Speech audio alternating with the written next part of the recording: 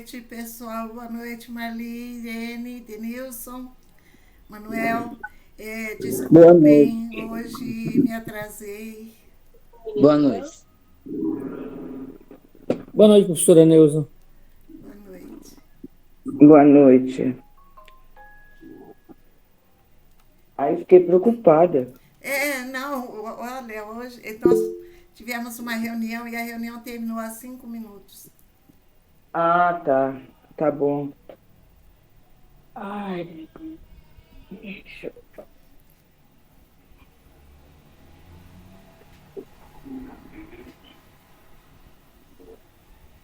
Ai. E aí, conseguiu o professor O Juan Anderson? respondeu? O professor Juan Hum, respondeu ou não? não, não respondeu, Marli. Tá. Eu tive um problema também no meu celular, deu um apagão, e eu acabei perdendo muitas mensagens. Mas eu imagino que ele deva responder por e-mail, né? Porque eu mandei e-mail para ele também. Ah, tá. E por e-mail não veio nada, não. Mandei também pelo WhatsApp, mas se ele respondeu, eu acabei perdendo. Mas eu creio que ele não tenha encontrado a agenda. Porque ele tinha comentado que esse final de semestre ele estava bastante é, atarefado. É. Então, só para esclarecer para os amigos que estão aqui, eu fiz contato com o professor Anderson Flor, que é o tradutor desse livro. Eu fiz contato com ele em outubro e ele disse que talvez pudesse participar de uma live conosco. Mas acabei mandando o ofício, né, fazendo Boa convite. noite a todos. Boa noite, Inácio. Acabei mandando o convite oficial para ele agora em novembro. E eu creio que a agenda dele já estava comprometida e ele não pôde aceitar. Aliás, ele conversou com a Marli, né? Que Marli é a orientadora dele, a orientanda dele.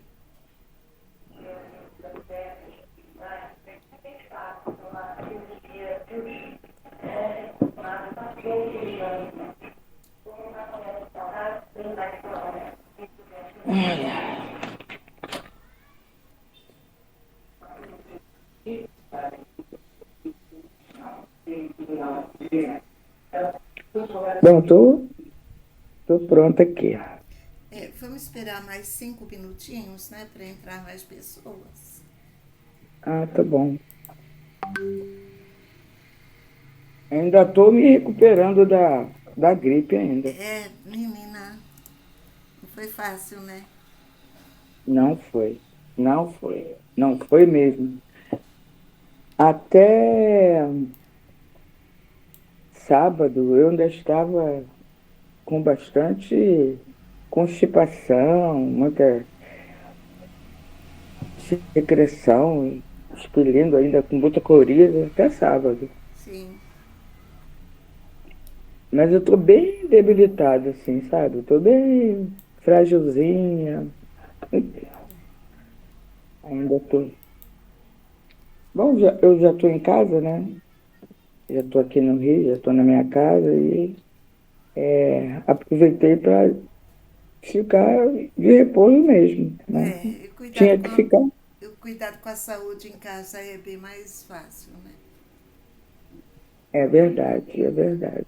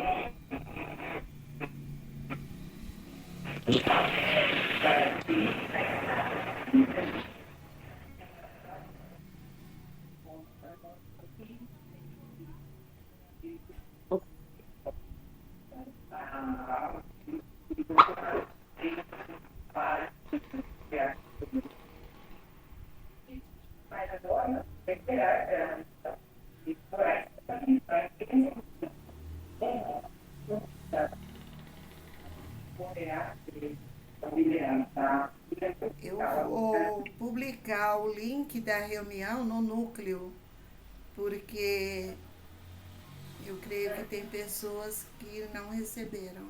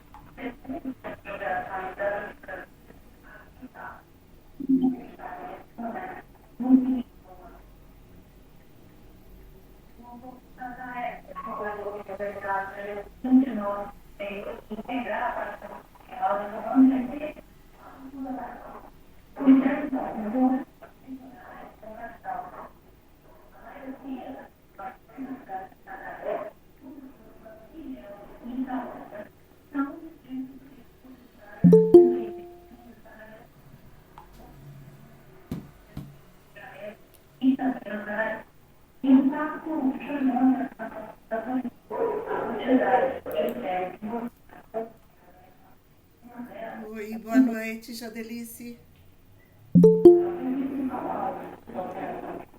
Boa noite. Ana Cláudia, boa noite. Professor Edu. Boa noite. Peço licença para ficar com a câmera fechada hoje, que está chovendo muito, está tudo pendurado roupa aqui dentro, tá? Ah,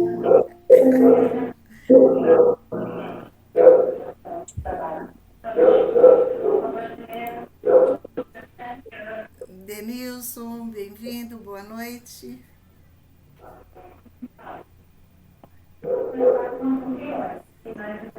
Boa noite, professora Neuza.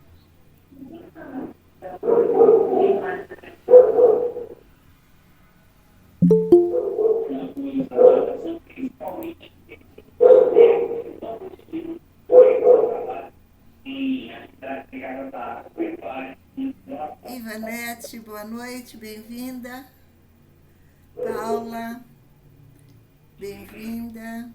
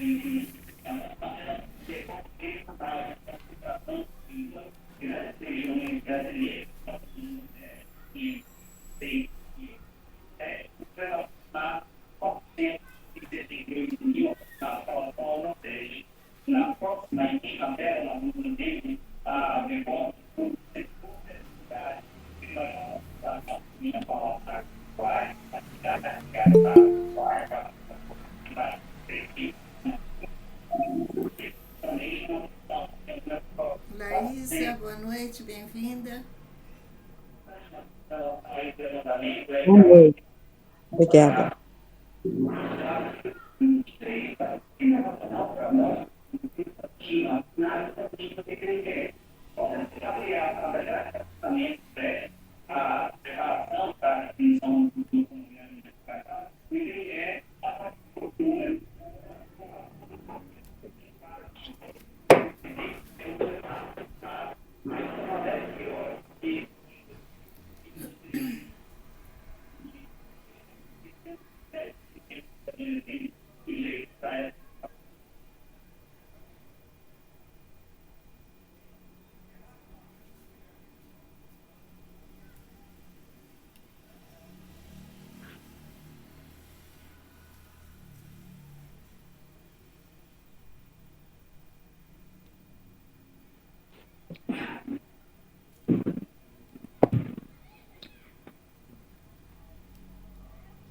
Podemos dar início, Marli? Sim, podemos. Então tá bom. Lembrando, né, que essa reunião ela é gravada e depois nós produzimos o vídeo para divulgação.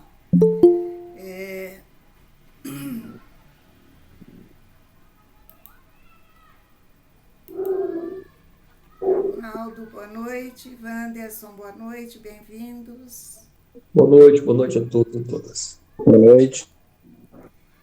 Nós vamos iniciar agora, tá bom? Então, boa noite a todos e todas.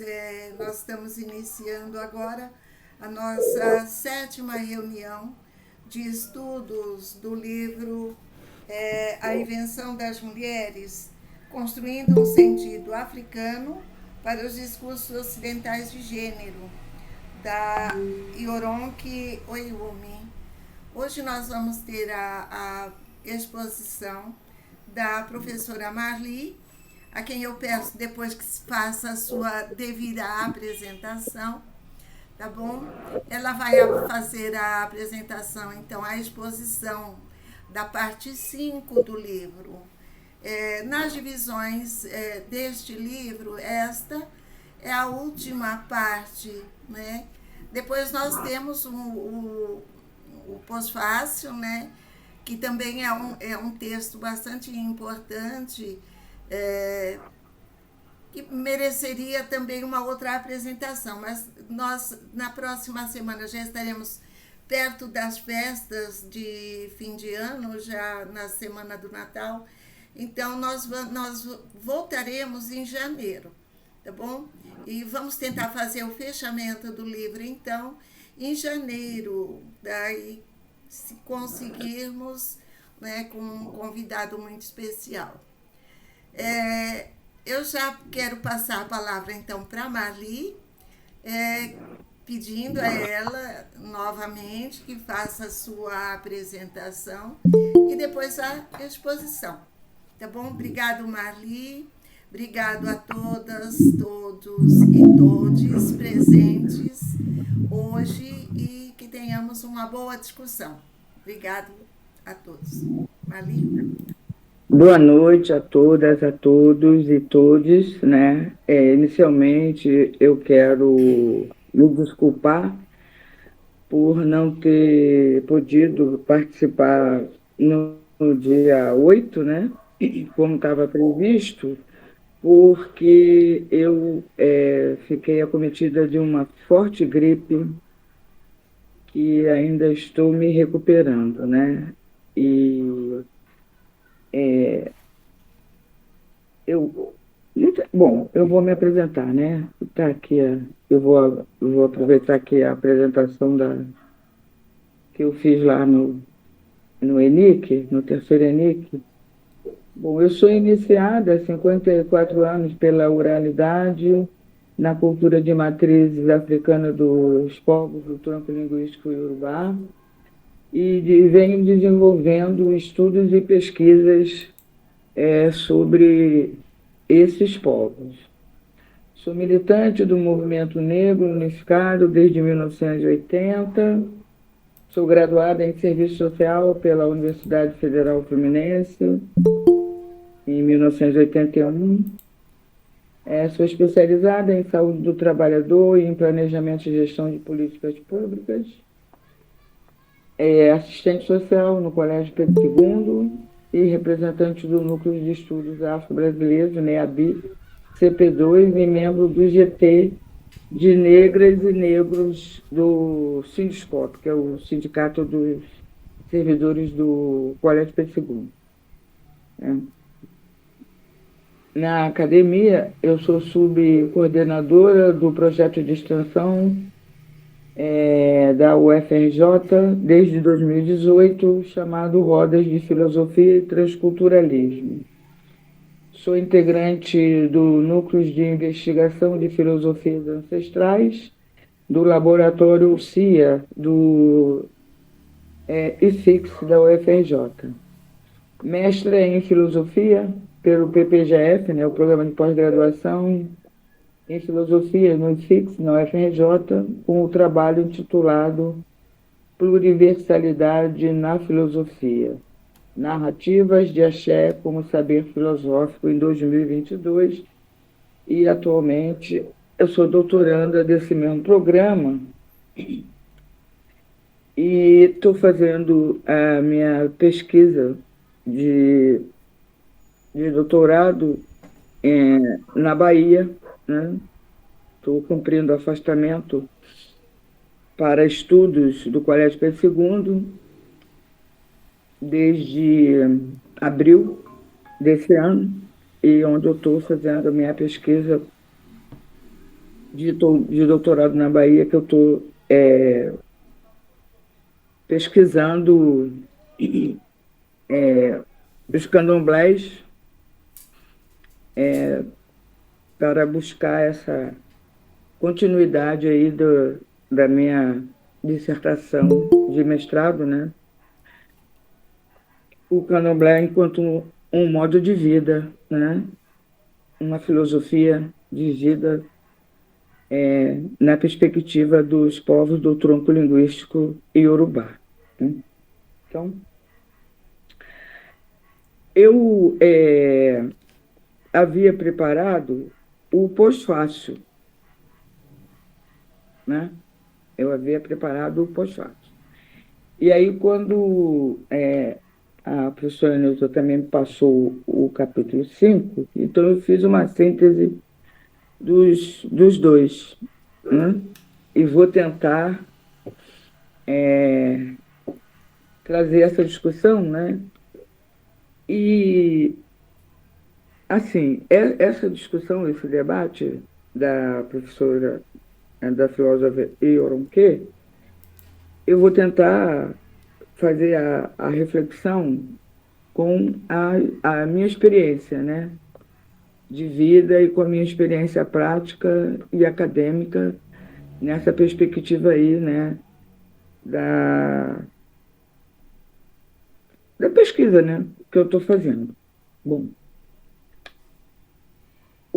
a filósofa, né, Ioronquê, né, no livro A Invenção das Mulheres, ela apresenta uma crítica à tradução das culturas africanas, especialmente à cultura iorubá, para o contexto ocidental,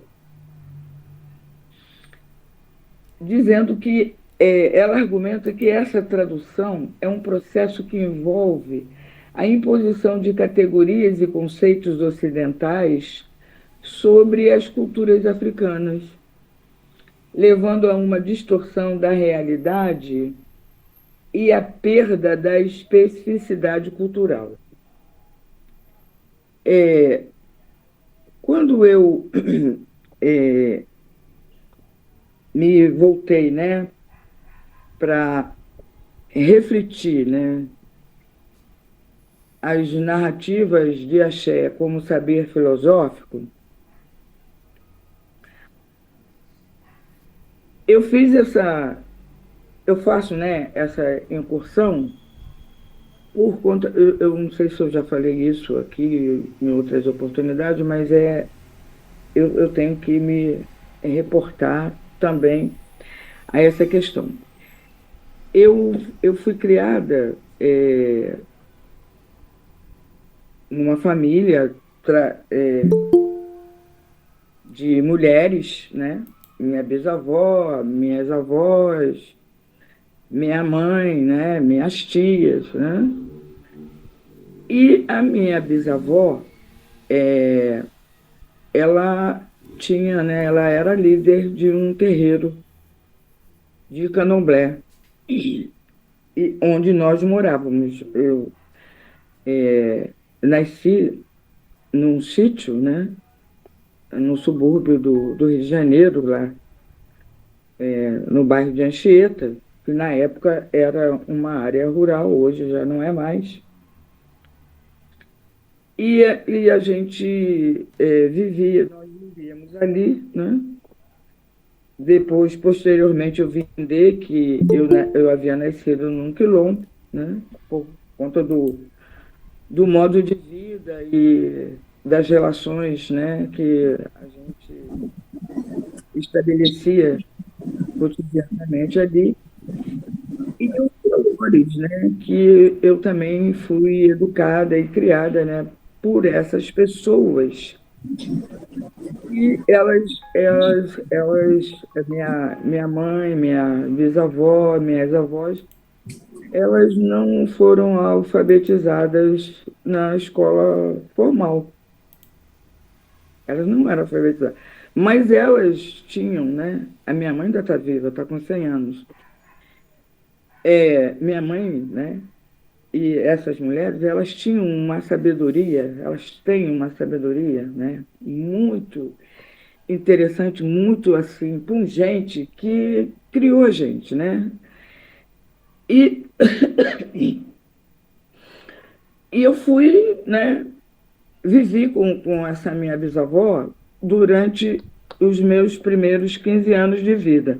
Porque quando eu tinha 15 anos foi a época que ela faleceu já com 113 anos de idade. E aí, nesse momento, a família é muito grande, todo mundo, a gente morava todo mundo ali, né? Minha mãe mora lá nesse lugar até hoje. E aí a família se dividiu, né? Uma parte da família ficou reproduzindo as heranças de minha bisavó através dos rituais da Umbanda, né? E já os meus pais, meu pai e minha mãe, foram ingressar para o Candomblé, né?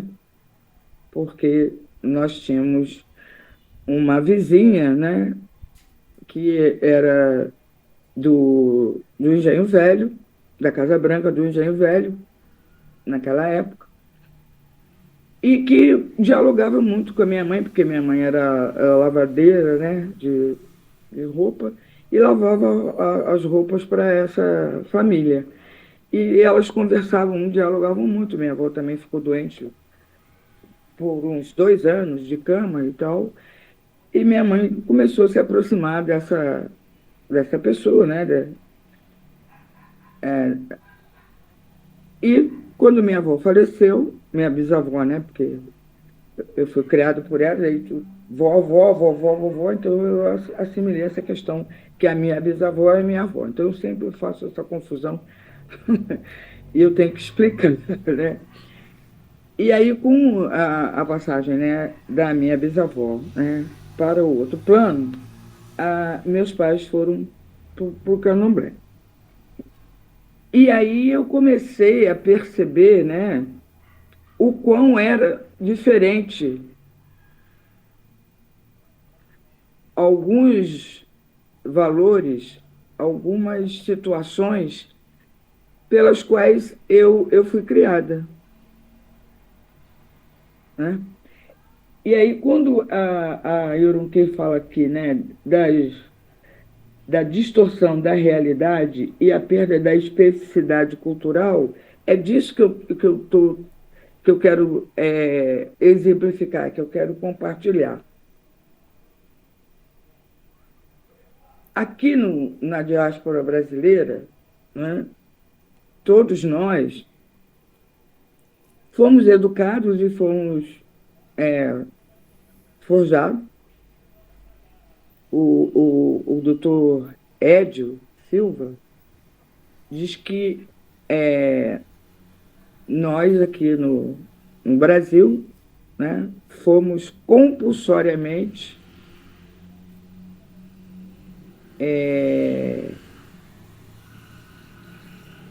inseridos na religião católica, no cristianismo e na religião católica, compulsoriamente, né? E isso, né, sempre teve muito presente na minha formação, na minha criação. E a convivência com a minha bisavó, eu experienciei uma outra forma de vida, de ser, de pensar, de se relacionar, né? A gente sempre respeitou os mais velhos, a gente sentava para conversar em torno da minha bisavó, no quintal, a gente plantava junto, a gente colhia junto, e ela sempre cantando, e ela sempre contando histórias, e, tipo assim, né, me formando enquanto pessoa, né? Com os princípios de solidariedade, de compartilhamento, de respeito ao outro, ao mais velho, de sempre falar a verdade, entendeu? Bom, e isso, na cultura ocidental, não é assim. Não é assim, né? Bom, e aí, a, a autora, né, a Yoram Kei, ela traz essa crítica, né, à cultura ocidental, apontando duas questões, né? Que a tradução, né, esse processo da tradução que envolve, né, uma imposição de categorias, né, e conceitos ocidentais sobre as culturas africanas, leva a uma distorção da realidade e perda da especificidade cultural. Eu trago, compartilho com vocês essa minha experiência, essa minha vivência, desde a minha infância, né? Que eu, mais tarde, né, lá quando entrei na universidade, que eu pude perceber essa controvérsia, né, que eu fui criada e que eu vivia, né? Sempre estudei na escola formal, né? Sempre sofri racismo e tudo mais, mas eu não entendia bem, né? Então, a generificação da linguagem é uma das especificidades cultural que a Yoram-Kê traz enquanto críticas à leitura, né, ao processo da tradução ocidental. Quando eu pesquiso a filósofa Sophie Lully, né, quando a Sophie Lully, né, dizia, né, que a gente tem que, se a gente quer estudar a cultura africana, se a gente quer estudar o povo iorubá, a gente tem que aprender a pensar como o povo iorubá pensa.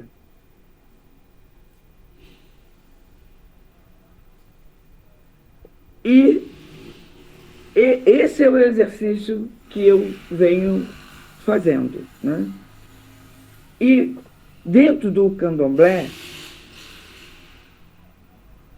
é bem claro para mim que essa distorção ela é bem presente, por conta que o candomblé, né, está assim configurado na perspectiva de religiões, né? O candomblé e a umbanda estão configurados na perspectiva de religiões de matrizes africanas, né? Eu costumo dizer que eu entendo que não sejam, essas tradições não são religião, Não são. Eu costumo dizer que não são religião. São modos de vida dos povos, né, do tronco linguístico iorubá. Por quê? Porque a cosmopercepção, a cosmovisão são muito diferentes de como pensa o Ocidente. São categorias, são conceitos completamente diferentes. Mas eu não vou sair do roteiro, não, porque senão eu vou me perder, eu posso me perder. Porque, né? Então, vamos aqui. Então, falando da generificação da linguagem, a autora destaca que a linguagem iorubá não é generificada. Não há uma distinção gramatical entre masculino e feminino. Por exemplo, a palavra obá, né, foi traduzida como rei no Ocidente. Mas o entendimento da palavra obá para o africano é governante. E o governante, entendeu? Pode ser do gênero masculino, pode ser do gênero feminino. E assim, outras palavras. Eu gosto de trazer essa palavra obá, né? Porque, ao mesmo tempo que obá, né, aqui foi traduzido no Ocidente como rei, mas a gente tem um orixá chamado obá, que é do gênero feminino.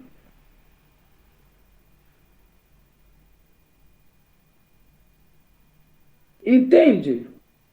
Percebe como é que é interessante, né?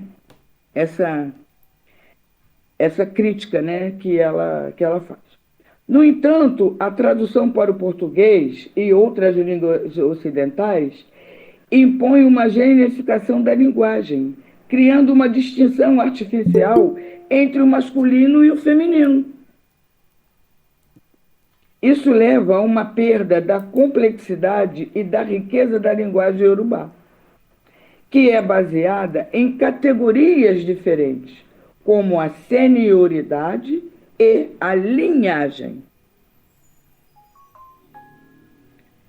Outro aspecto, né, outra crítica, né, que ela situa, né, a oralitura e a cosmopercepção iorubás.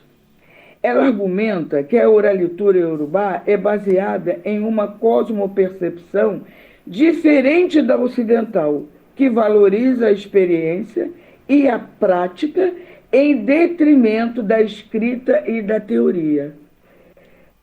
Eu comecei falando, né, que eu fui educada pela minha bisavó, eu, meus primos, meus irmãos, né, e todo mundo, que a gente trabalhava, a gente plantava, a gente colhia, a gente rezava, a gente orava, mas a gente fazia isso coletivamente. E, sabe, tipo assim, a gente aprendia a ser gente através das brincadeiras e das rodas que a minha bisavó conduzia. É isso que a Yoronke está falando aqui. A autora destaca que a tradução das oralituras para o contexto ocidental é problemática, pois impõe uma visão de mundo que não é compatível com a cultura iorubá. Ela propõe uma abordagem mais respeitosa e contextualizada da tradução, que leve em conta as especificidades da cultura iorubá e não imponha categorias ocidentais sobre ela.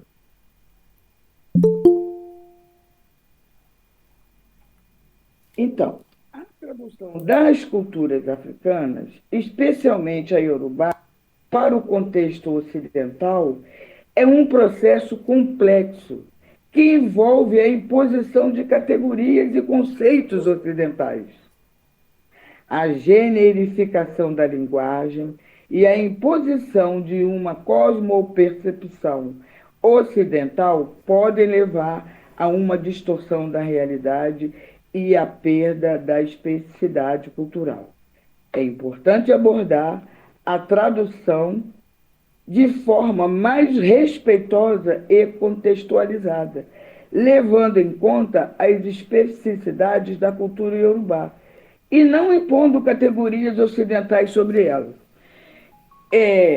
Esse ano, eu pude acompanhar a feira de saúde que o terreiro da Casa Branca foi a 23ª Feira de Saúde que o terreiro da Casa Branca realizou esse ano de 2025.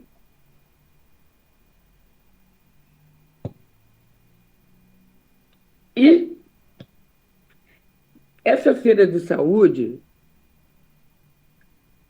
não é uma feira de saúde qualquer. É a partir do culto e da louvação da família Jin, né? O Baluaê, Nanã, o Sumaré,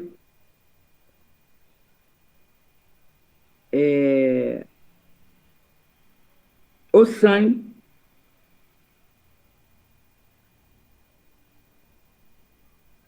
que são os orixás que tratam do cuidado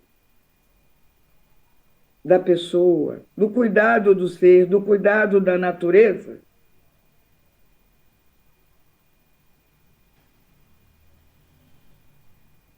E trazem essa reflexão para o cuidado aqui na diáspora.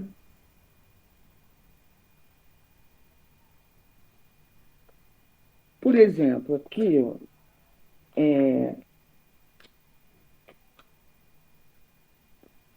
eu fiz uma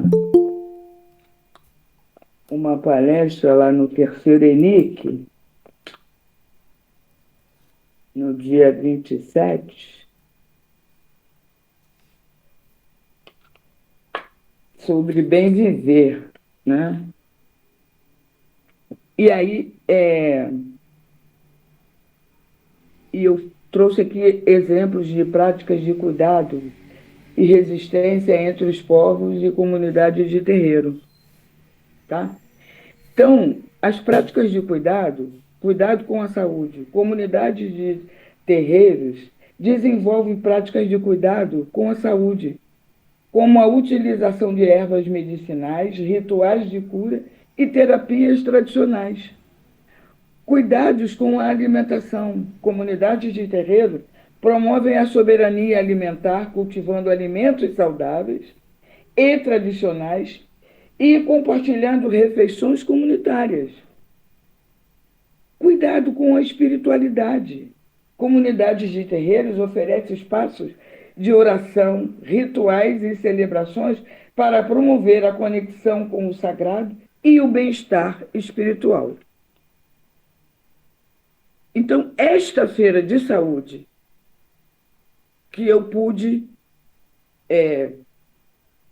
participar, presenciar, entendeu? Experienciar, né? E viver, né?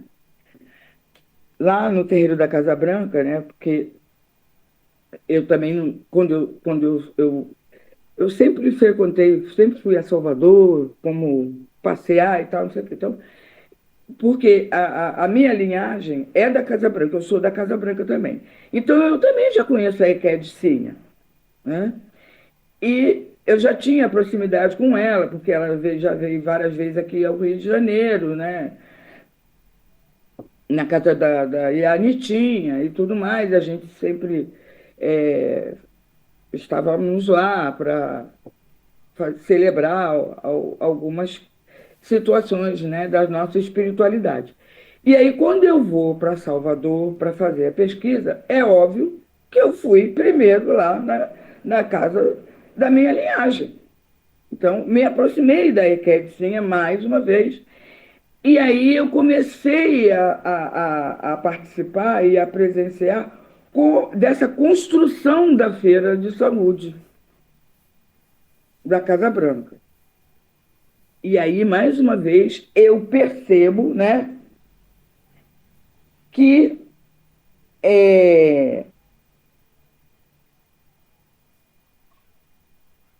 essas experiências práticas, elas trazem experiências de vida, mas elas também trazem conhecimento, ciência,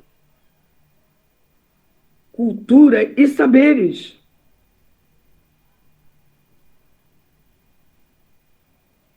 Conversando com a Equedzinha, né, ela falou que lá no terreiro, na casa dela, né, porque ela que é a porta-voz, né, da Casa Branca. Ela falou que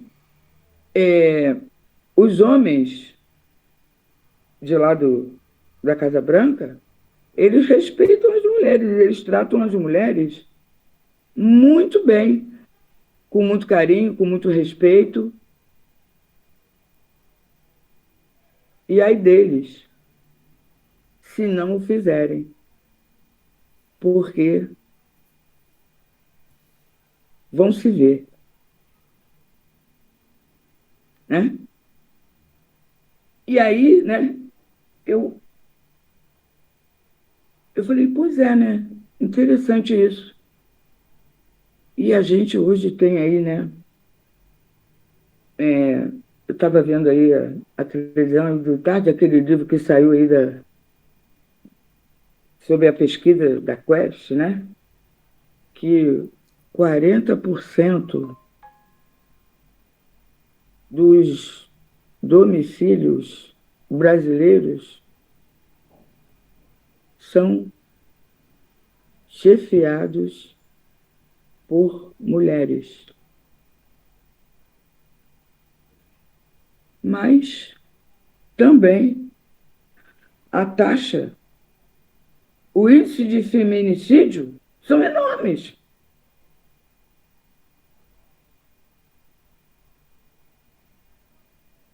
Isso não tem a ver com valores socioculturais?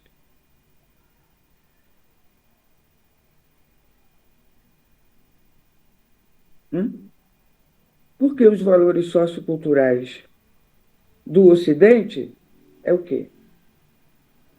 É o patriarcado, é a hierarquia, é o machismo, é a misoginia. E esses valores, eles não pertencem à cultura dos povos do tronco linguístico iorubá. Não pertence, não. Então, vamos.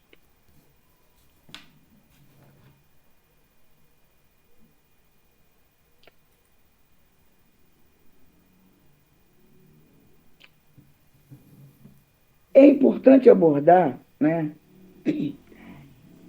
a tradução de formas mais respeitosas e contextualizadas, levando em conta as especificidades da cultura iorubá e não impondo categorias ocidentais sobre elas. Eu já havia falado sobre isso, né?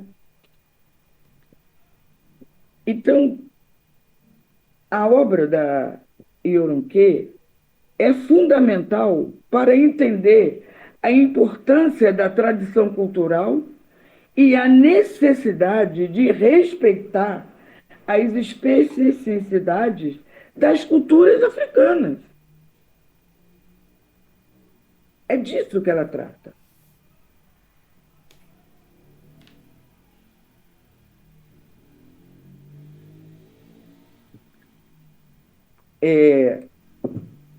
Eu estava falando com.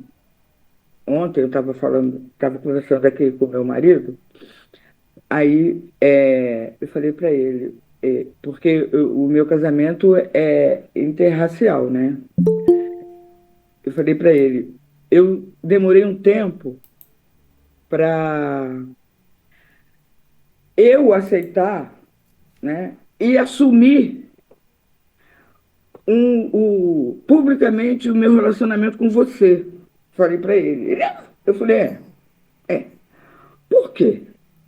A minha história, todo mundo que me conhece, nós estamos juntos há 5 anos. Amanhã vai fazer 5 anos, dia 16.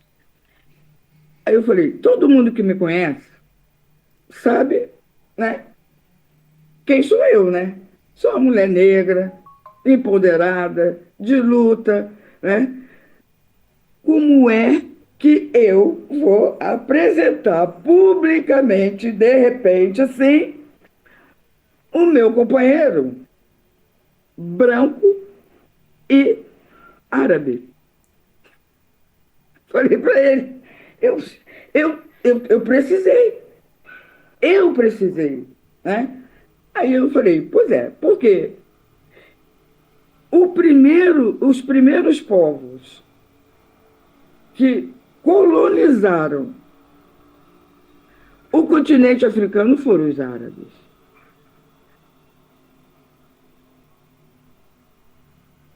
Aí eu falei, como é que eu vou, né, apresentar, né? Falei, eu ainda não tive, porque a gente estava conversando que possivelmente eu vou mudar de estado civil, né? Possivelmente. Então, aí eu falei, pois é, mas eu não sei se eu vou aceitar, se eu vou mudar meu nome. Ele falou, mas como assim? Eu falei, como é que eu vou incorporar o meu nome? Kalil Hassen.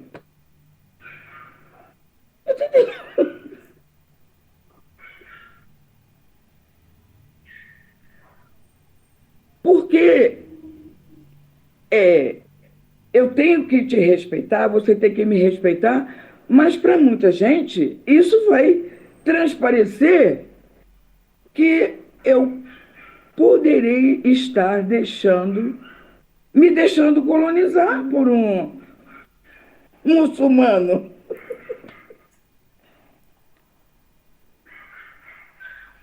Por que não é assim? Porque é devagar, né? É cotidianamente, né, que a colonização foi chegando, né? E foi interagindo com alguém de cultura diferente e depois foi tentando dominar, né? E foi buscando e construindo a dominação. É disso que a Ioroquê está falando.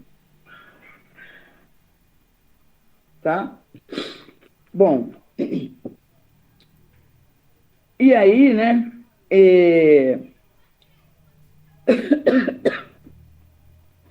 Por que que essa obra é um referencial para a afirmação do pensamento dos modos de existência africanos? Porque algumas razões, né? Ela traz uma desconstrução da visão ocidental.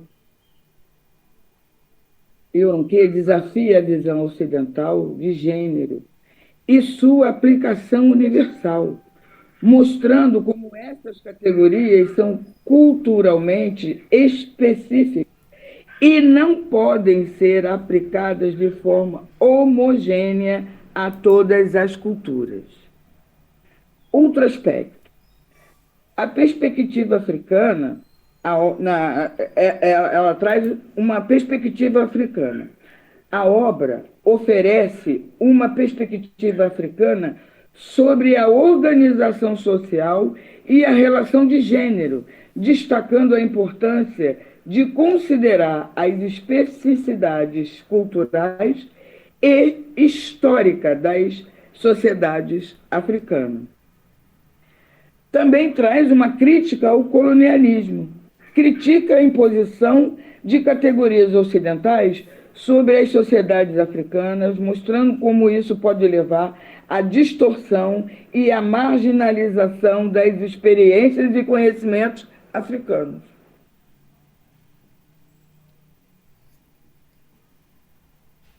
Quando, né, o Brasil é um país multicultural, certo? Mas,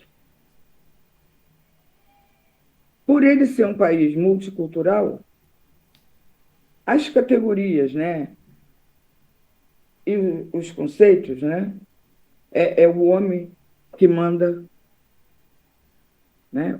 O padrão de homem é o quê? É branco, hétero,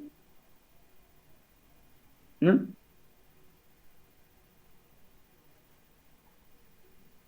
E toda aquela concepção, né, aristotélica, né, de que o homem nasceu para mandar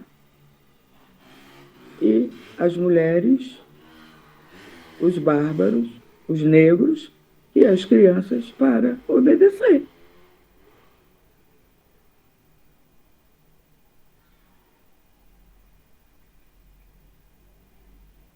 E aí, né, isso também traz uma especificidade de que a mulher é propriedade do homem. Né? A mulher é um objeto, né? A Eloneida Studart, né, que me levou para a política, ela escreveu um livro chamado Mulher, Objeto de Cama e Mesa.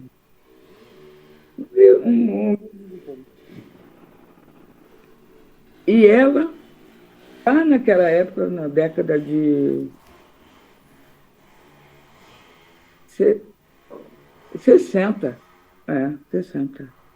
64, eu tinha 10 anos, então, 70, na década de 70, porque 16 anos, tal, enfim. Na década de 70, ela já trazia esse debate, essa reflexão. E olha que, bom, ela era uma parlamentar, né, uma deputada estadual.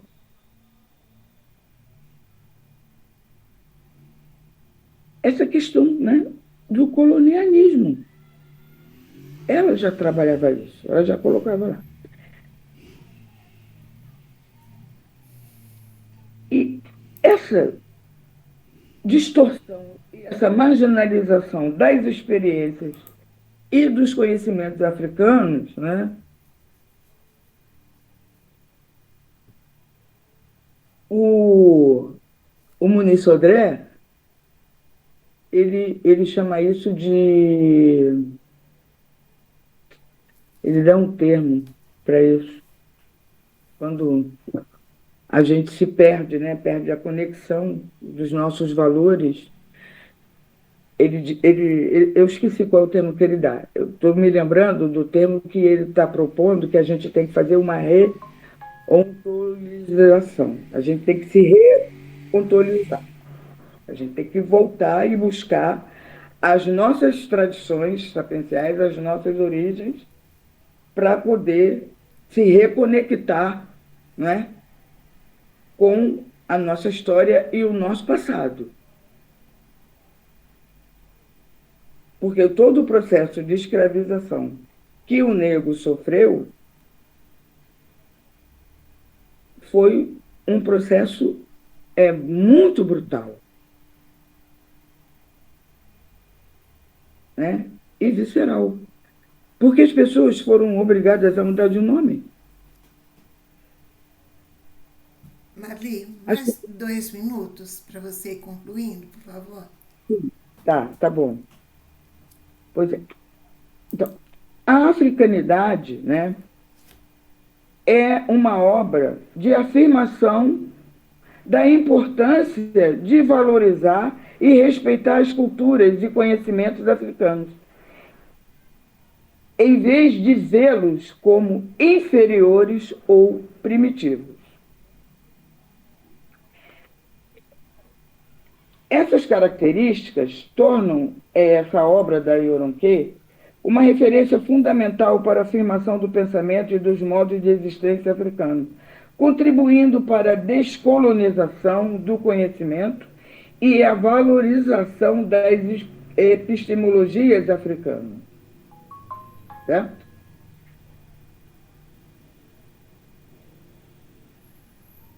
E ela também situa 2 questões nesse livro, né? Os movimentos expedicionários, né? E mais perto de nós mesmos, ela traz, né? Ela situa pontua essas duas retomadas que a gente tem que fazer. Então, pensar em movimentos expedicionários na obra de Yoronke é relevante por várias razões. Primeiro, os movimentos expedicionários podem ser vistos como uma metáfora para a colonização e a imposição cultural, que é um tema central na obra da Yoronke. Ela critica a forma como as categorias ocidentais foram impostas às sociedades africanas, levando à distorção e à marginalização de experiências e conhecimentos africanos. Os movimentos expedicionários também podem representar o deslocamento e a transformação que ocorreram quando diferentes culturas se encontraram. Isso pode ser visto na forma como as sociedades africanas foram afetadas pelo colonialismo e pela imposição de categorias ocidentais.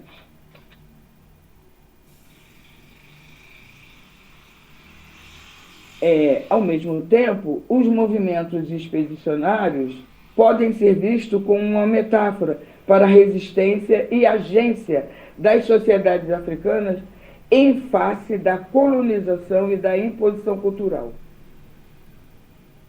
Ela destaca a importância de valorizar e respeitar as culturas e conhecimentos africanos e de reconhecer a agência das pessoas africanas em sua própria história. Com relação a mais perto de nós mesmos, né, considerando que a mobilidade geopolítica, incluindo populações africanas e brasileiras, na contemporaneidade, está marcada pelo traço de desconexão estratégica.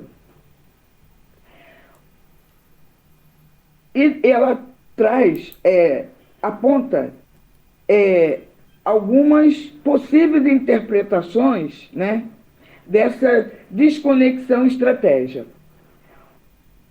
O autoconhecimento e o ponderamento. A expressão pode sugerir a importância de as pessoas se reconectarem com suas próprias identidades, culturas e raízes, especialmente em um mundo globalizado, onde as conexões podem ser superficiais.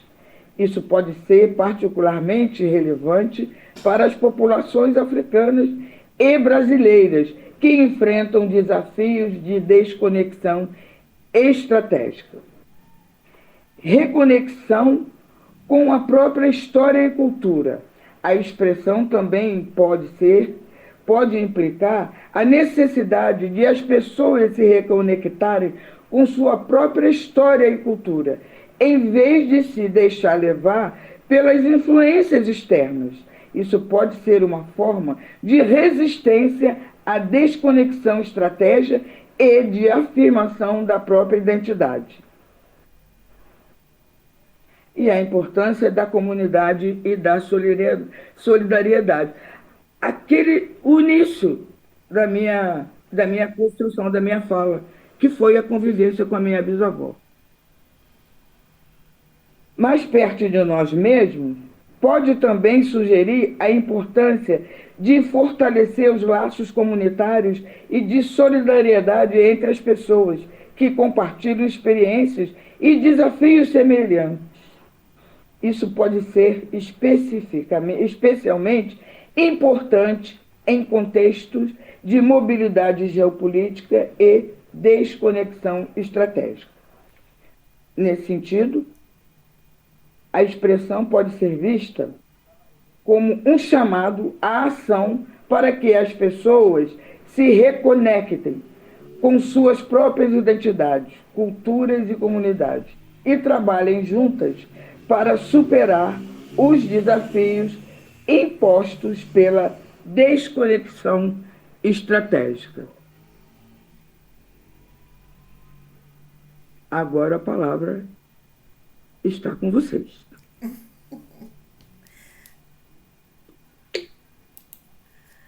Fantástico, Marli, fantástico. Eu aqui ouvindo, né, toda a sua fala, né, e sentindo um privilégio enorme, né, por termos, né, esta oportunidade, porque uma coisa é nós lermos, uma coisa é nós escutarmos, uma coisa é nós estudarmos, né? Outra coisa é a gente ouvir a própria fala, né, da pessoa que vive essa filosofia, não é? Porque não dá para dizer que não seja uma filosofia, né? A partir do momento que você traz pensamentos, que você organiza uma sociedade a partir de uma determinada visão, cosmovisão ou cosmopercepção, não tem como negar que seja realmente uma filosofia, né? Então, eu particularmente me sinto muito privilegiada. E fiquei aqui pensando, né? Marli, a nossa grande griot. É isso. Tá bom? Então, é isso. Eu abro a palavra para as pessoas que queiram se pronunciar. Levantem a mãozinha, né? E vamos ouvir também as outras pessoas.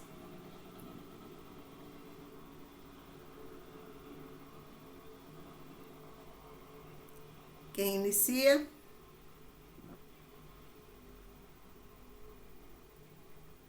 Todo mundo pensando.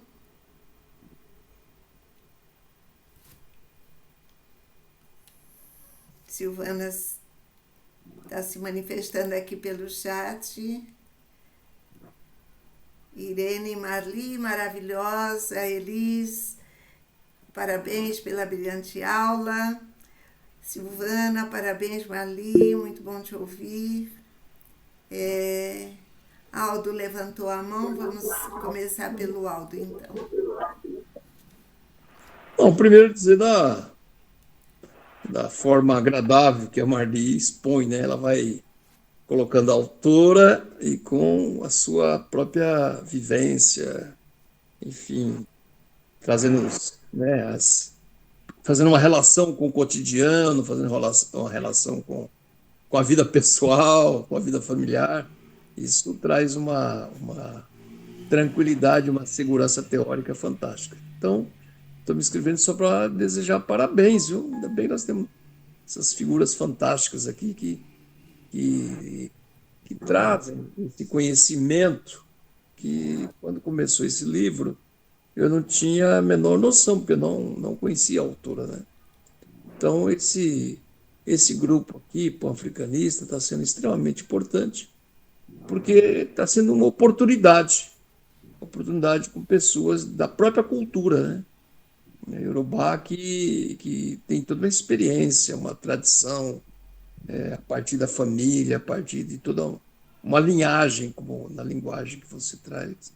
Eu acho que isso é extremamente importante. Portanto, parabéns pela exposição. Não tem muito o que perguntar, não. Você foi muito objetivo e uma fala que não comporta dúvida, não. Tá bom? Obrigado. Eu vou ler o comentário do Manuel aqui no chat. O Manuel Alves, ele diz o seguinte: sobrenome do marido. A legislação atual também permite a nós, homens, recebermos sobrenome, entre parênteses, nome da família, da cônjuge.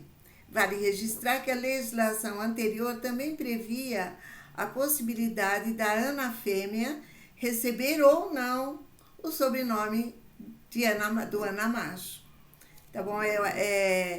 Esse comentário ele está fazendo aqui porque a Marli lembrou, né, que ela pode trazer para o nome dela um sobrenome de árabe, né?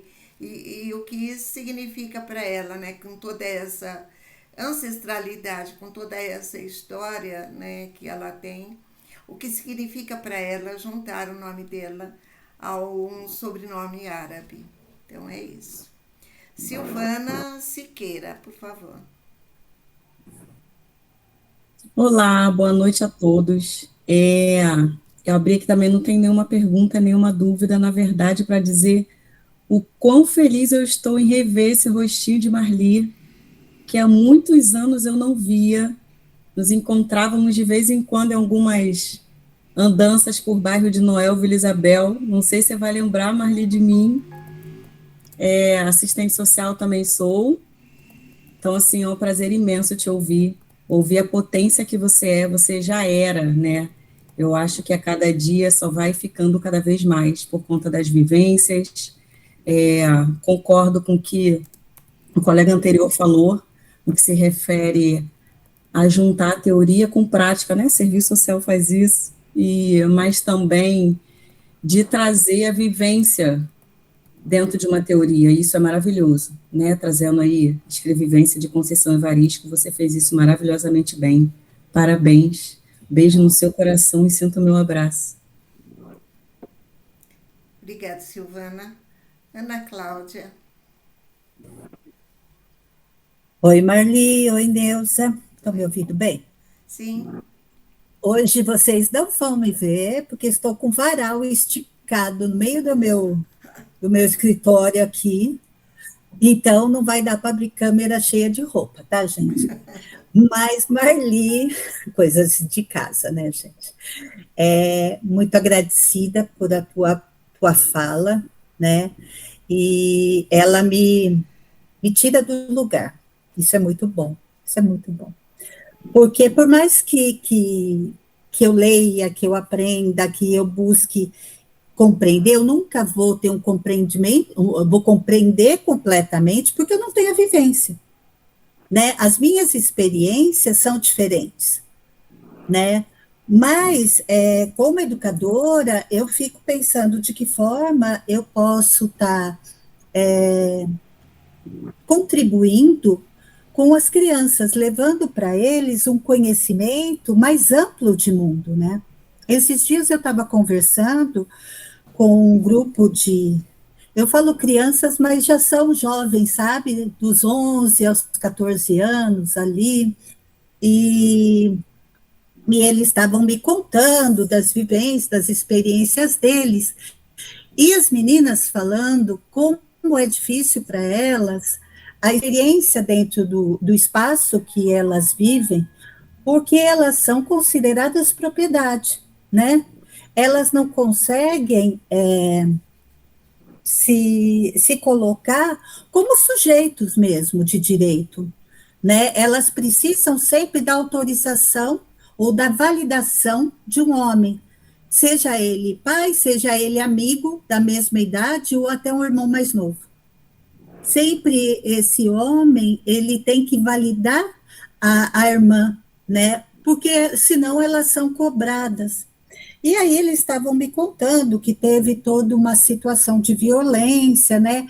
E que o cara foi penalizado, né? O cara que cometeu essa violência, ele foi penalizado não porque ele agrediu uma mulher, mas porque ele agrediu a propriedade de um homem. Então, quando a gente para e olha, eu fico parada olhando para essas crianças e fico pensando, Marli, de que forma que nós podemos trazer uma outra construção de mundo para eles, né? Onde seja possível, a menina jovem, desde cedo, ela conseguir se sentir segura. A insegurança está aí, né? Nessa, como você disse, nessa tradução que é feita há muito tempo de propriedade, né? Nós fomos traduzidas pelo colonizador, enquanto mulheres, como propriedade do homem. E aí, a não ser que você esteja inserido num contexto como você viveu, de matriz africana, essas outras meninas que também são negras, pardas, né, e que estão no contexto, por exemplo, de quebrada, de cidade, de vulnerabilidade, elas são inferiorizadas o tempo todo.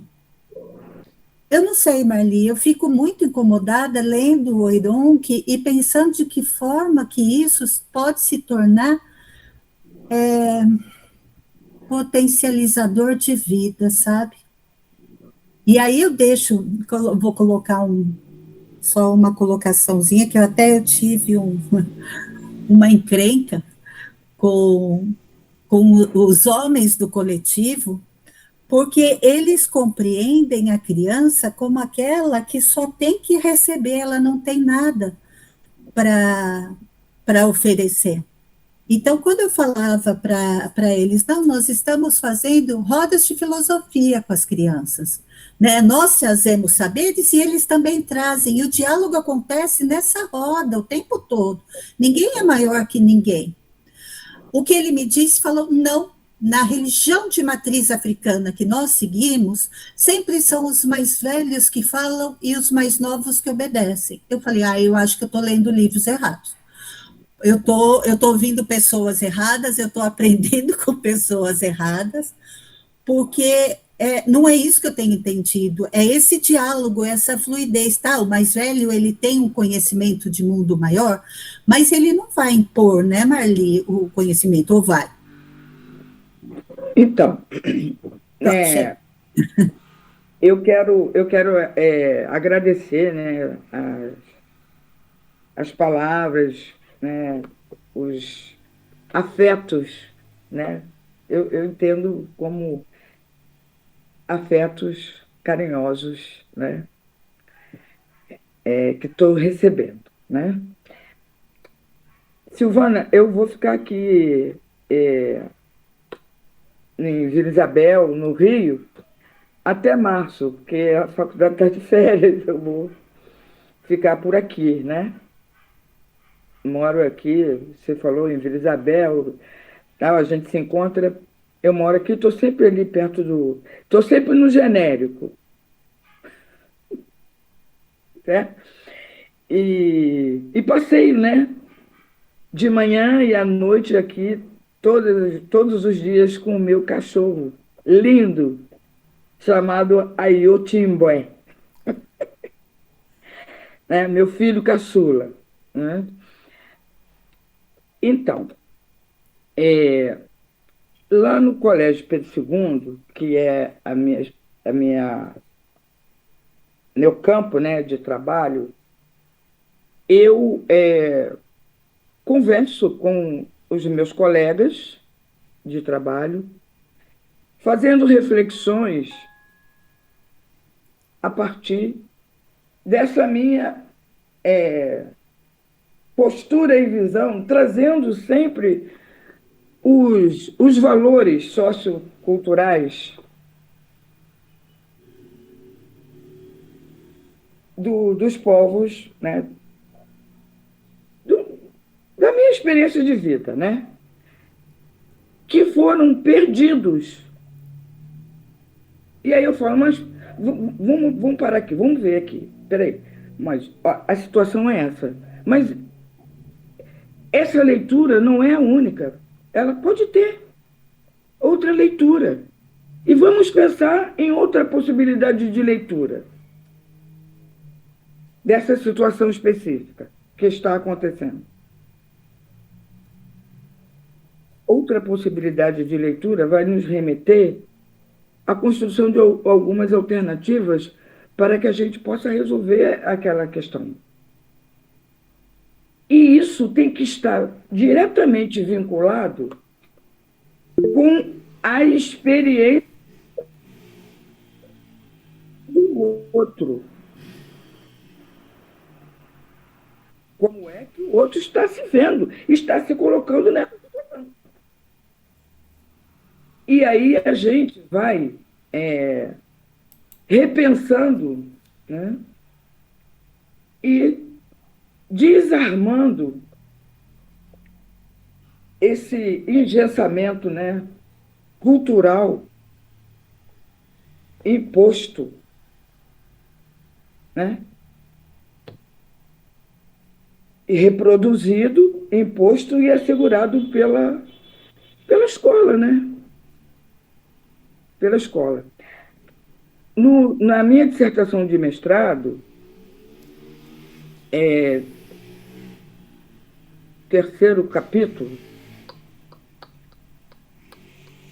trata dos valores socioculturais que constroem a noção de pessoa. Essa noção de pessoa que sou eu.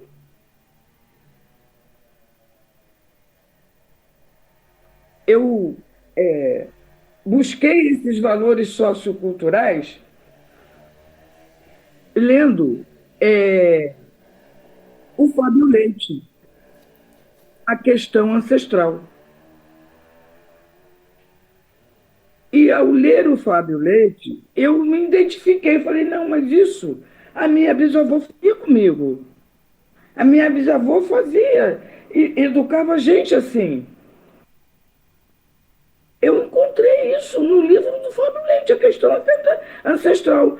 E aí, né, eu fui lá e elenquei, né, e dei uma versão, né, uma interpretação para aquelas teorias que o Fábio Leite traz lá, né, nesse livro, A Questão Ancestral. Então, tipo assim, a forma, a educação não formal, essa que é a chave.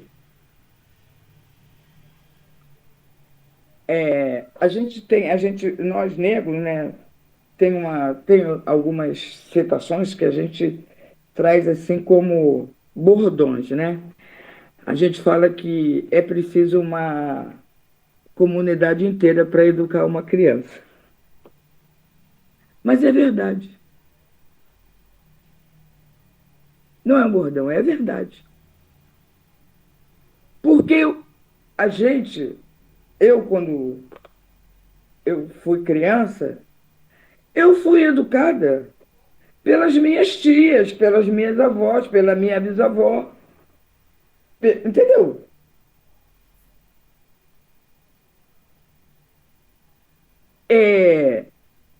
E a gente fazia tudo, entendeu? Conversando, dialogando.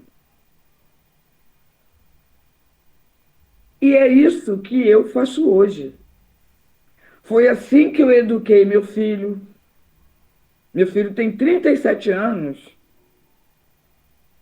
e há uns 8 anos ele cresceu as asas e voou. Com muita responsabilidade, com muito respeito às pessoas que conhecem, elogiam ele, que é educado, sensível, atencioso, gentil, culto.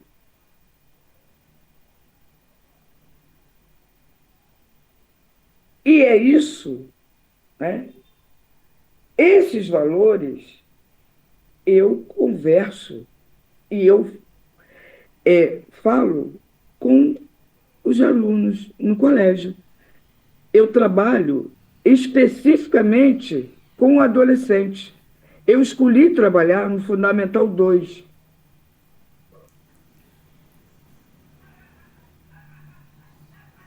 Eles entram no 6º ano e saem no 9º.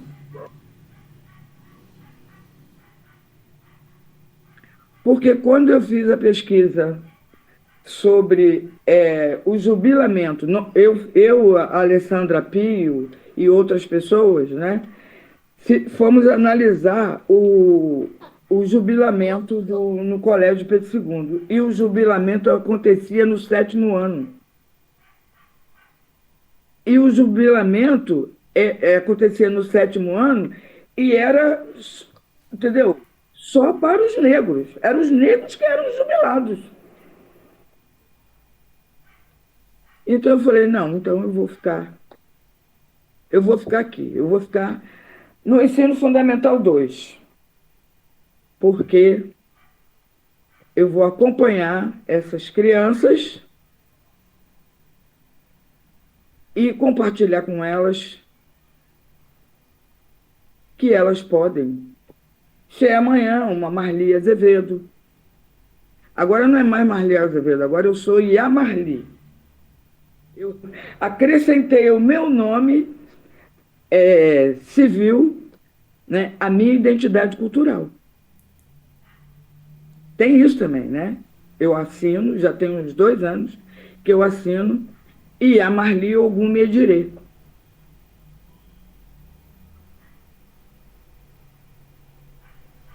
Entende? Então, essas rodas de conversa, né, que eu desenvolvo, tanto lá na academia, né?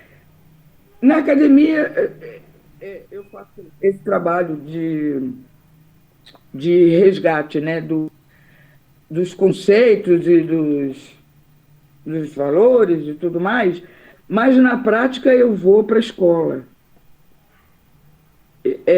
Essa minha dissertação, ela é um exemplo prático das rodas de filosofia que eu desenvolvi nas escolas dos municípios de Guapimirim e Magé. Porque o meu terreiro de candomblé era em Guapimirim. E Guapimirim, na época, 92% da população era evangélica fundamentalista. E eu tinha que sobreviver ali e furar esse bloqueio e mostrar uma outra possibilidade de culturas que as pessoas desconheciam.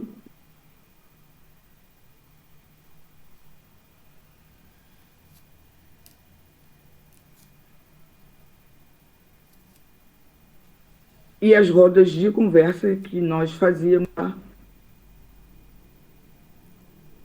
mensalmente, levando os conhecimentos, a cultura e as tradições dos países africanos. As pessoas foram tomando conhecimento de que, entendeu? Não conhecia aquilo, não conheciam essas perspectivas.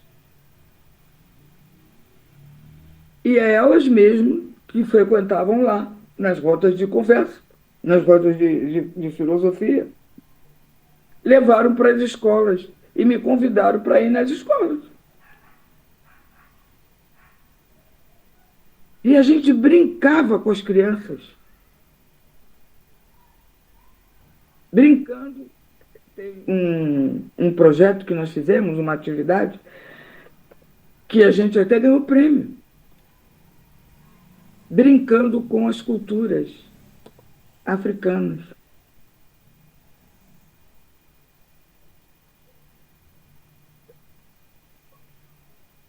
As crianças diziam assim: ah, mas quando é que aquela moça do turbante vai vir aqui de novo?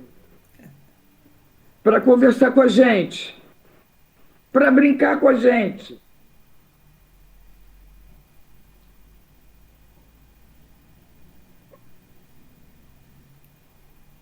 E as mães aplaudiam. Elas iam também, quando a gente fazia atividade com as crianças nas escolas, a gente também fazia palestras e atividade com os responsáveis.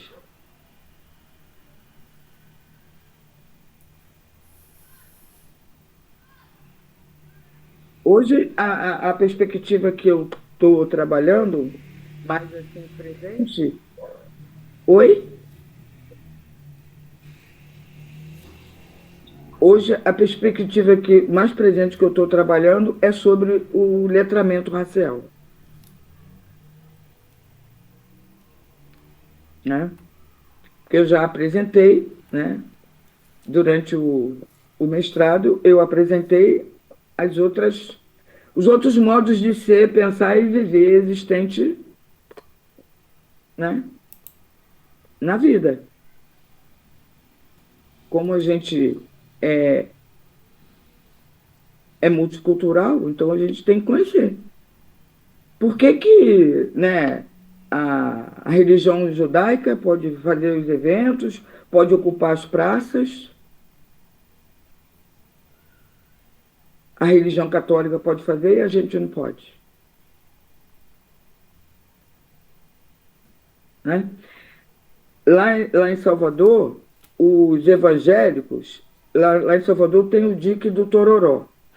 E aí, dentro do dique do Tororó, tem a representação de várias esculturas dos orixás. Aí, os evangélicos lá de Salvador entraram lá dentro do dique e cercaram as estátuas dos orixás, exigindo a retirada.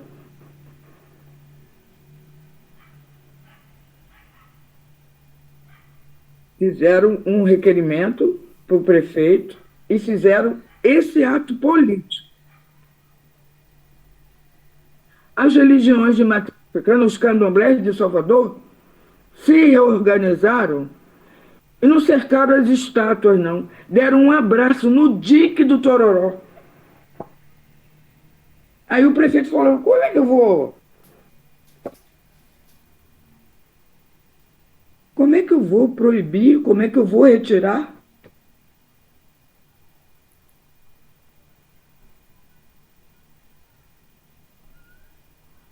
Uma expressão cultural.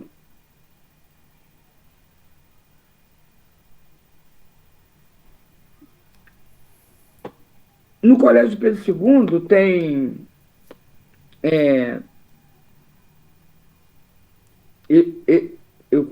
esse ano o colégio fez 188 anos, no dia 2 de dezembro. E aí eles, nessa data solene, né, porque o colégio foi fundado, foi um presente que o imperador ganhou, né, o Colégio Pedro II, quando ele tinha 12 anos, então o imperador fez 200 anos e o colégio fez 188. E aí eles sempre homenageiam, dão título honoríficos. Dão título honorífico para pessoas, para ex-alunos, para professores, para servidores, entendeu? Mas, tipo assim, e muitos ditadores, muitos torturadores tem esses títulos honoríficos dados pelo Colégio Pedro II. Lá no colégio, a gente construiu um movimento a gente já começou a caçar alguns desses títulos. E a gente vai para o Consulp e apresenta e a gente ganha e consegue fazer a cassação. Uma outra via também, esse ano, nós apontamos, nós sugerimos e nós apresentamos várias pessoas negras que receberam esse título honorífico. O Renato Nogueira, eu sugeri. E ele recebeu, ele é ex-aluno do Colégio Pedro II. Eles ficaram surpresos porque eu também sugeri a Eliane Potiguara, a indígena, viu, Silvana? Que morou aqui também em Vila Isabel. E eles ficaram surpresos. Pela primeira vez estamos vendo uma indígena. Ela recebeu o título de bacharel, honoris causa, do Colégio Pedro II. O Abdias Nascimento recebeu o título de bacharel honoris causa. A Beatriz Nascimento.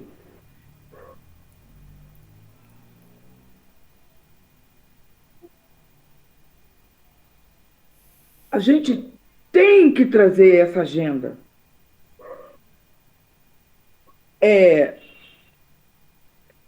Esse ano também, no início do ano, o Negro Muro, nós inauguramos um painel com o Alessi Brandão, lá no Campo São Cristóvão II. A gente queria que ela levasse o nome, que a gente tem um espaço musical no colégio, lá em São Cristóvão. Então, a gente queria dar o nome de Alessi Brandão ao espaço cultural musical do Colégio Pedro II. Aí a coordenadora de música disse que que a Alessi Brandão não ia receber, ela não ia ser o nome do espaço cultural, porque ela é lésbica, negra e comunista. Aí a gente se mobilizou, fomos em cima do Negro Muro e pintamos um painel bem grande, perto do espaço musical, na entrada do Campo São Cristóvão II. E eu levei a Alessi lá para inaugurar.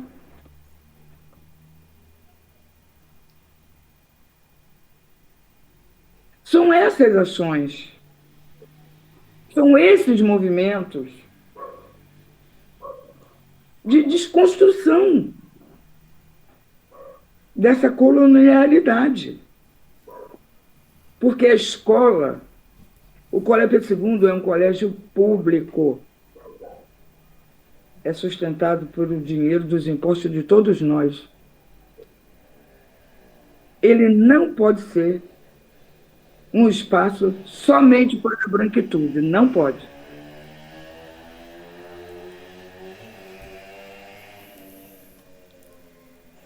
Tá bom, Marli. Eu vou ler uma pergunta aqui no chat do Manuel e depois eu passo para o Mauro, que levantou a mão.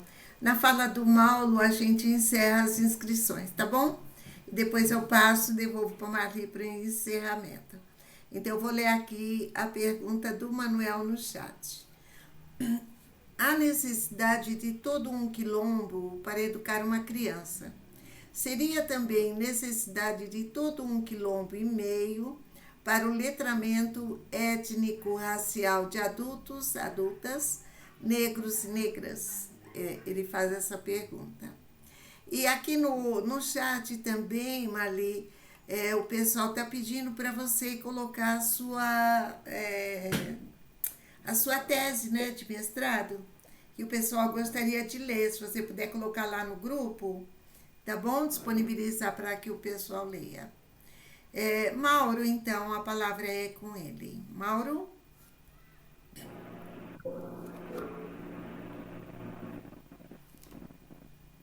Seu O microfone dele está Mauro. desligado. o seu microfone. Alô? Sim, Tá ruim? agora sim. Agora sim? Agora sim? Ah, tá. Desculpa. Primeiro agradecer aí a conversa com a professora Marli, né? E a pergunta é bem simples.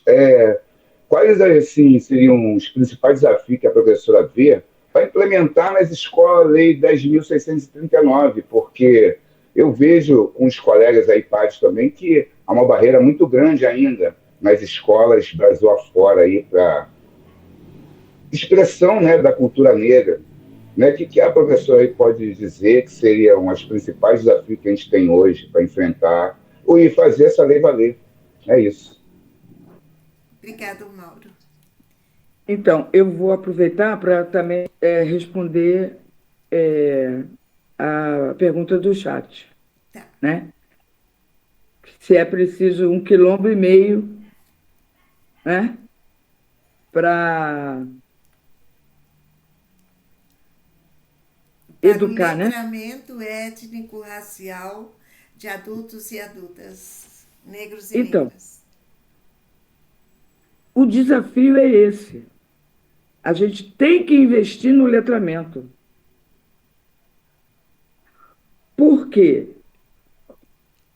Ao mesmo tempo, né, que eu fui criada dentro dos princípios socioculturais na minha família, eu também fui educada na escola dentro dos princípios ocidentais. Mas os princípios ocidentais, eles me violentavam.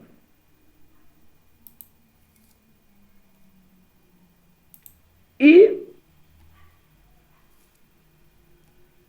além de além de me violentarem, eles, tipo assim, como eu vejo hoje, né? Que acontece com muitas crianças,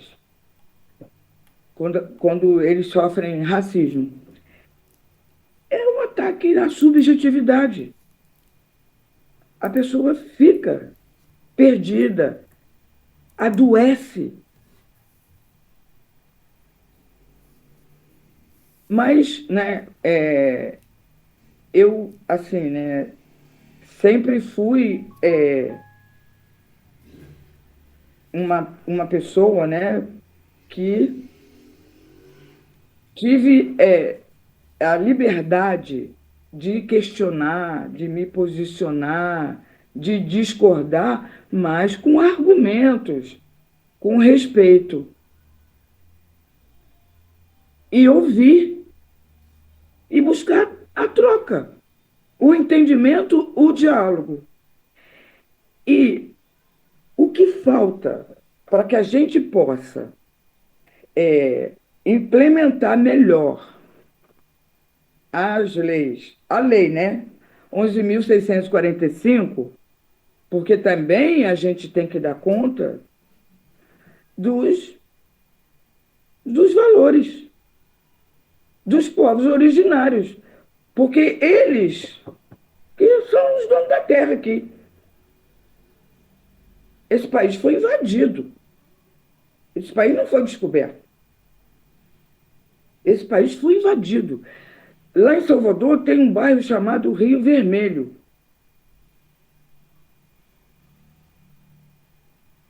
E aí, pesquisando a história, porque esse bairro, Rio Vermelho, é onde tem a casa do Jorge Amado. Aí, né? Porque é assim, né? A cidade é alta e aí corre tudo para o mar. Ali, esse bairro, esse lugar, era terra dos tupinambás. Eram os tupinambás e os tupiniquins que habitavam ali. E os portugueses assassinaram os tupiniquins e os tupinambás. E empurraram os corpos para o mar. E o mar ficou vermelho. Por isso que tem esse bairro lá em Salvador, chamado Rio Vermelho. E aí, essa história, né, tem que ser trabalhada. As pessoas têm que saber.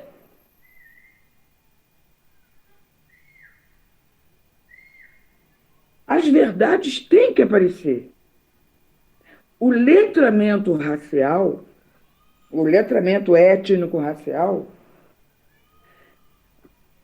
é a base de tudo. As pessoas têm que passar por esse letramento.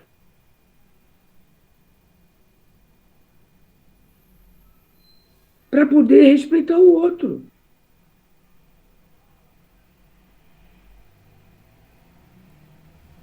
E, principalmente, também porque a gente precisa, nós negros, a gente precisa da aliança da branquitude, para que a branquitude entenda também e venha lutar conosco, porque o racismo na sociedade, na diáspora brasileira, não é um problema criado por nós, nem somos nós, negros, que temos que resolver. É um problema da sociedade. Então, nós, a sociedade multicultural, temos que entender isso. Que nós não somos cidadãos de segunda categoria. Nem somos inferiores a ninguém.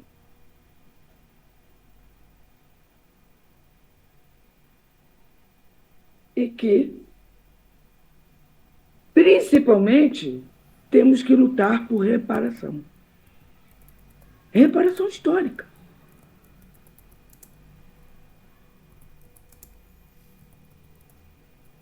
Porque nós somos uma sociedade multicultural. Ué, temos que ter reparação histórica. E para que possamos entender o porquê da reparação histórica, nós temos que também entender e passar pelo letramento étnico-racial. No Colégio Pedro II, eu coordeno essa campanha. Né?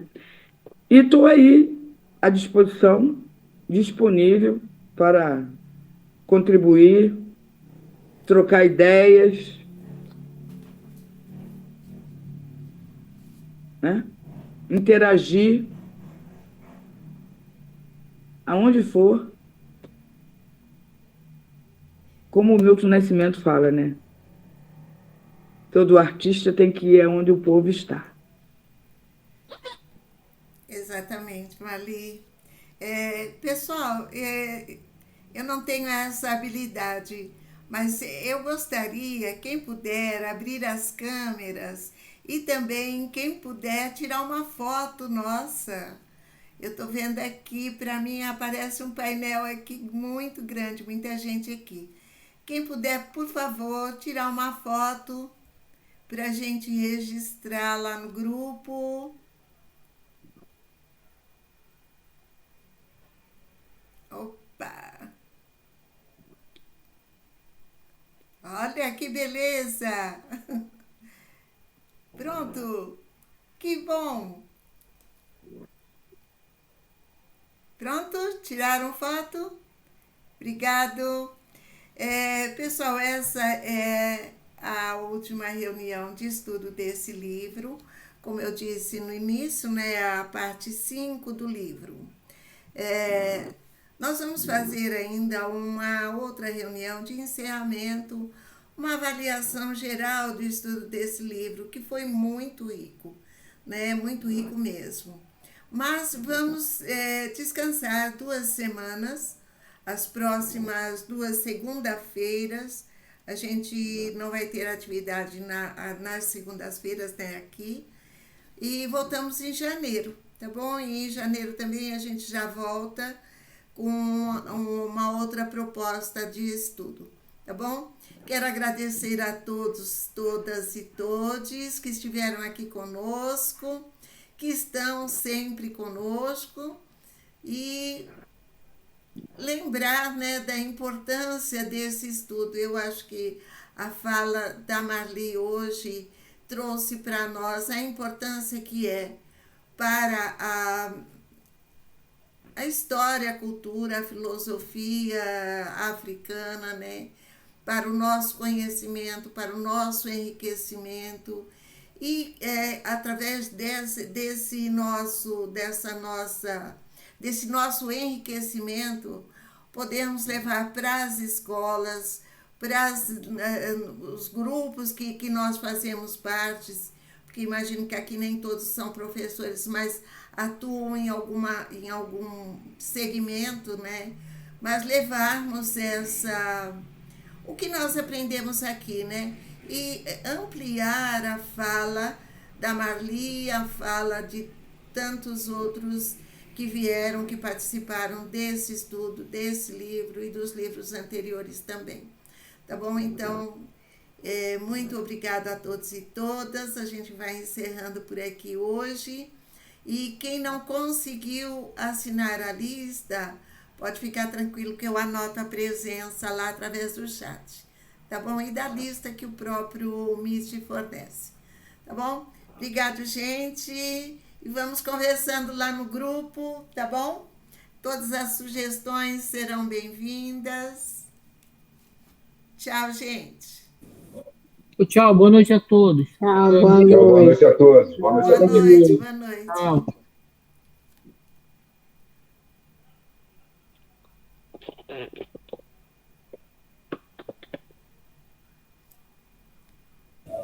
Boa noite, Dinelli. Boa noite, gente. Tudo de bom? Bom Natal. Feliz entrada 2026. Feliz Natal também para todos e todas. Que 2026 seja um ano vitorioso para todos nós. Tá bom? Desligando. Obrigada. Obrigada.